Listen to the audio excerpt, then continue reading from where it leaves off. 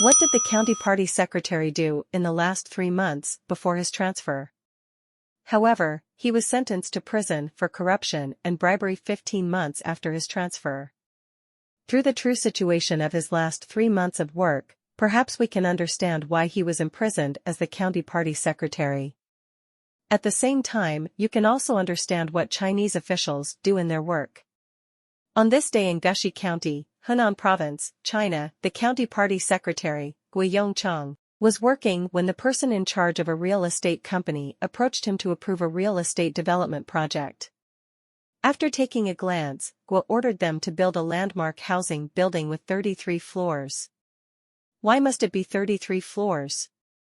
Because in Chinese, the pronunciation of 33 means constant growth, and also because a 33-story building is the tallest in the county, which is considered a political achievement. The person in charge immediately agreed to change the number of floors from the original 26 to 33. The developers were very grateful to Secretary Gui for providing them with convenience, allowing them to start construction before the project was officially approved. When it was completed, Secretary Gui said that an evening banquet had been arranged. Shortly after, a meeting was held at the county government office to discuss the issue of tax reform in the county. The county's finance director reported that the county had a deficit of 700 million yuan last year, and the deficit had increased to 920 million yuan this year. The rapid social changes in recent years have not been matched by reform in the financial system, which needs to be reformed. County Chief Feng conveyed Secretary Gui's decision. The county government will allocate 50,000 yuan in tax revenue to each township government, and 70% of the tax revenue will be retained by the township government.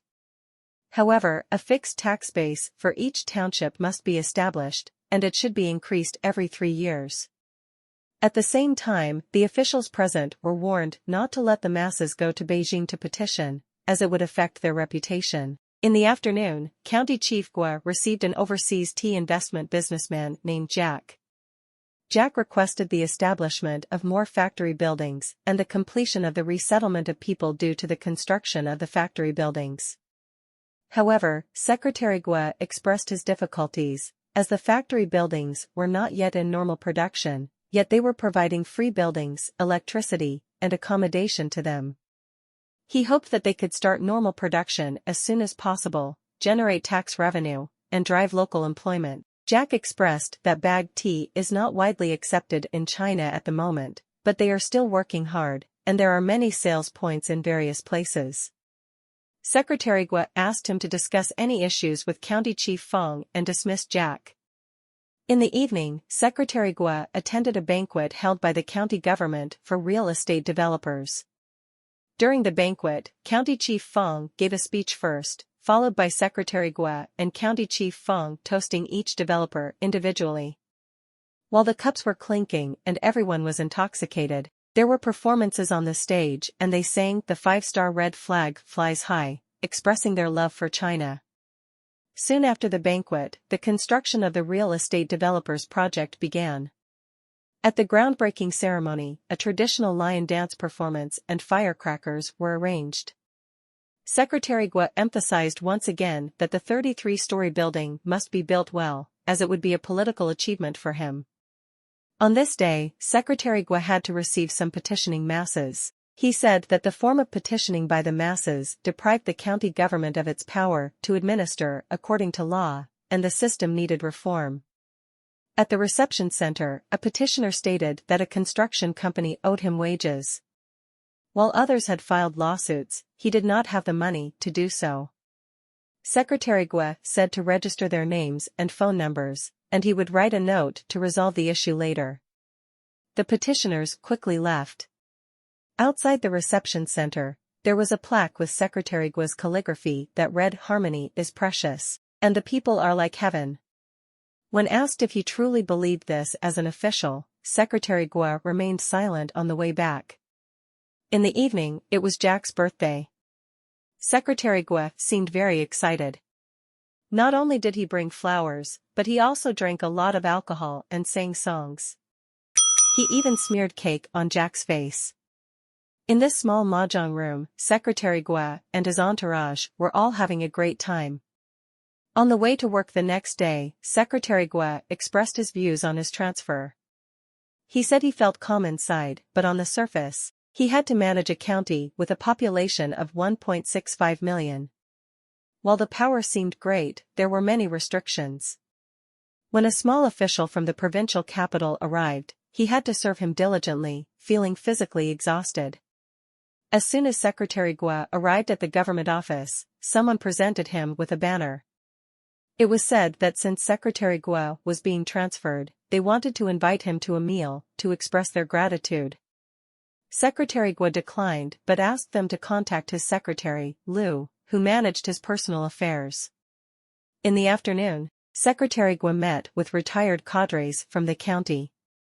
Some of the retired cadres expressed reluctance but respected the decision of the party and the state. They also thanked Secretary Gua for his contribution to the county's development. Secretary Gua was moved to tears and could not recover for a long time. He said that this was what he should do as an official. The retired cadres also sincerely wished him well. On this day, some Taiwanese entrepreneurs invited Secretary Gua to a banquet. During the banquet, they opened a bottle of foreign liquor. Secretary Gua discussed several policies with County Chief Fong and the entrepreneurs: revenue sharing for consumption taxes, revenue sharing for tariffs, and revenue sharing for housing leases. Various tax allocations were decided upon. After the banquet, Secretary Gua, who was quite drunk, went home. The driver noticed that Secretary Gua had forgotten to close the car door and immediately went to close it. The next day, Secretary Gua said he didn't know how to be an official, didn't know the unwritten rules of being an official, and that he must do practical work, have his own political achievements, and build more roads and buildings. On this day, Secretary Gua received some industrial investment entrepreneurs. Before the meeting began, Secretary Gua announced that there would be a lavish dinner with depth charges in the evening. During the meeting, the entrepreneurs raised some difficulties they faced, such as the lack of industrial resources in the county, forcing them to purchase materials from coastal areas. Secretary Gua immediately announced that the government would provide the enterprises with $500,000 directly and subsidize them with 10,000 yuan per month for electricity costs, in order to help them establish a logistics center and hope that they would make every effort to develop the industrial park. He also invited them to a reception at the club in the evening. At the evening banquet, Secretary Gua was extremely happy. He sang a song about Chairman Mao leading the revolution and was presented with flowers. Secretary Gua then started drinking with the entrepreneurs. At the table, he stated that the industrial park was his child and he must make it successful. In his excitement, Secretary Gua sang another song on stage, and the entrepreneurs at the table said, "Officials want power, businessmen want money, it's as simple as that." After the banquet, everyone went to KTV. The beautiful women in the KTV venue helped Secretary Gua undress. They all sang happily, and the people around them applauded loudly. However, trouble soon arose. On this day, the county government was surrounded by people demanding their wages. The crowd said that the Lunar New Year was approaching and they had not received their wages yet. The boss of the construction company said that Secretary Gua's words were nonsense and they needed these wages to support their families. County Chief Fong handled the matter later. He summoned several representatives and told them that surrounding the county government like this was illegal behavior. If they didn't leave, the government would take strong measures. The second issue was their wages. The government would come up with a solution before noon the next day. The representatives left after being scolded by County Chief Fong. This day was the last day of Secretary Gua's transfer, and the county government held a farewell party for him. During the meeting, Secretary Gua said he had no regrets, and he had devoted all his efforts to the development of the county. After speaking, Secretary Gua shed tears of excitement. After the banquet, Secretary Gua left completely. In the car, he said that a county chief is nothing and even a small official from Beijing has more power than us. Whoever comes to the county must be served well. We can only climb up to gain more power. 15 months after this transfer, Guiyongcheng was sentenced to 7 years in prison for corruption and bribery.